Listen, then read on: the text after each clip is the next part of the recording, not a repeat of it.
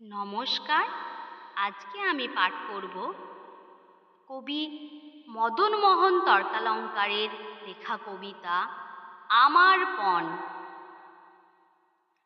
সকালে উঠিয়া আমি মনে মনে বলি, সারা দিন আমি যেন ভালো হয়ে চলি। আদেশ করেন যাহা মোর গুরুজনে, আমি যেন সেই কাজ করি ভালো মনে। ভাই বোন সকলেরে যেন ভালোবাসি, একসাথে থাকি যেন সবে মিলেমিশে।